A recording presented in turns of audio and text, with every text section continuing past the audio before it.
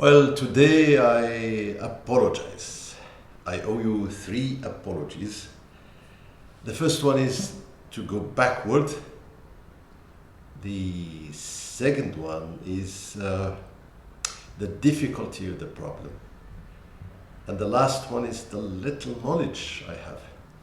Well, what do I mean by going backward? Well, instead of jumping to Ibn Jinni, today I suggest to go back to the first teacher, Farahidi, the teacher of Sibawayhi. The second apology is the difficulty of the subject, metrics. It's worse than mathematics. No, I'm sorry, I'm not null in mathematics. But don't ask me to solve this equation. Well, some very clever people like my friend John Mailing, that I met at MIT, was very clever. She could deal with the Arabic metrics. She wrote her PhD under the supervision of Maurice-halle. I couldn't find his picture, so I put Mailing. Maurice-halle, together with Professor Chomsky, wrote an excellent book called the SPE, the Sound Pattern of English. They also wrote the Sound Pattern of Russian, and I'm sure they could have written the Sound Pattern of Arabic. They knew Arabic, you know. And the difficulty of this subject is that Arabic is not just an instrument of communication like the other languages. In fact, it's poetic, like Roman Jakobson dealt with.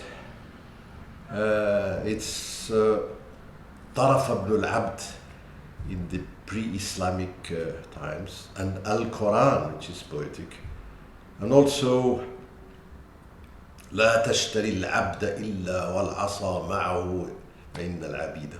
This is Al-Mutanabbi in the Abbasi time, so it's a very difficult subject. And lastly, because I know very little about Farahidi and metrics, maybe you know better than me. Maybe you could lecture 1, 2, 3 hours about it. Okay, I will listen to you, please do.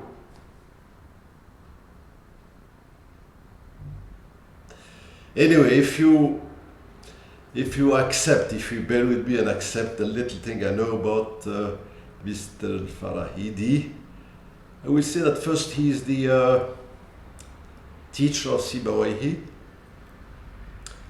He was purely Arab, unlike the others who were Persian and Roman.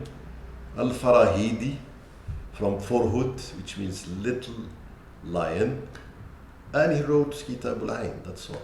But this morning I did some homework and I prepared something for you. Please, if you accept it, I will read it for you. So his full name is Abdul Rahman al-Khalil ibn Ahmad ibn Amr ibn Tammam al-Farahidi al-Azdi al-Yahmadi.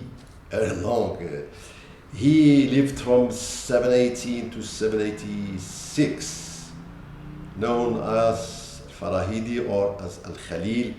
He was an Arab philologist, wow, lexicographer and leading grammarian of Basra in Iraq. Philologist tracing the origins of language.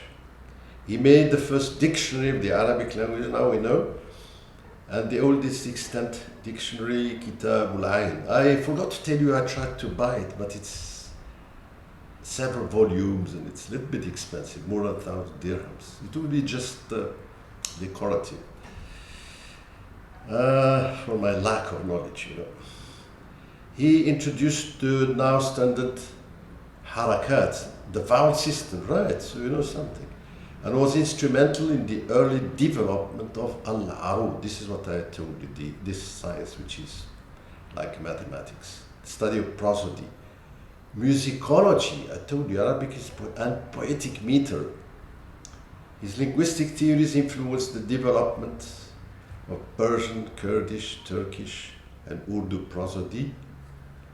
The shining star of the Basnan School of Arabic Grammar a polymath and scholar. He was a man of genuine, original thought. Great. Al-Farahidi was the first scholar to subject the prosody of classical Arabic poetry to a detailed phonological analysis, while phonetic studies sounds, phonology studies the rules. The primary data he listed and categorized in meticulous detail was extremely complex. I told you, it's like mathematics. To master and utilize, later theorists have developed simpler formulations with greater coherence and general utility. He was also a pioneer in the field of cryptography. Don't ask me what it means. And influenced the work of Al-Kindi and the other greats. Now, this is not the encyclopedic book of Mr. Farahidi. Just 2 sheets. I hope they will be useful to me and you. Maybe you know better. مدرسة النظام الصوتي ونظام الأبنية التقليبية معجم العين.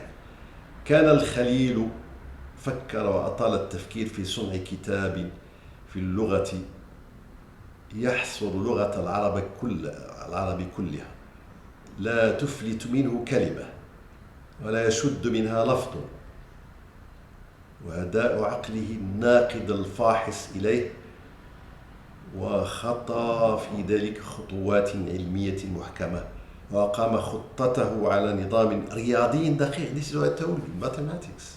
I'm not null. Can solve equation x equals y. بنى الخطة على أساس من عدة الأصول التي تتألف منها الكلمة، ولم يعبأ بالزوائد، وقد توافقت لديه أبواب منتظمة محبوكة حبكا رياضيا متقنا. نعم متقن. Mathematics again, as I told you. So let's just go very quickly through some of his أبواب. You know, for Arabic linguists and scientists, they managed science and arts. So they say bab, it's like a castle, you know. باب ثنائي المشدد تاليه، باب ثلاثي الصحيح، باب الثلاثي المعتل، باب اللفيف، باب الرباعي، باب الخماسي. These are verbs, you know. In Arabic you have C, C, C, 3 roots, and then you insert vowels.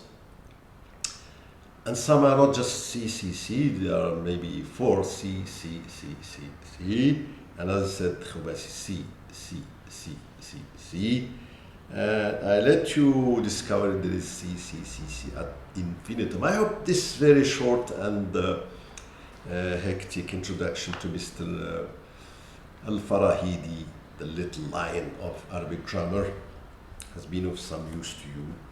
Shukran jazilan.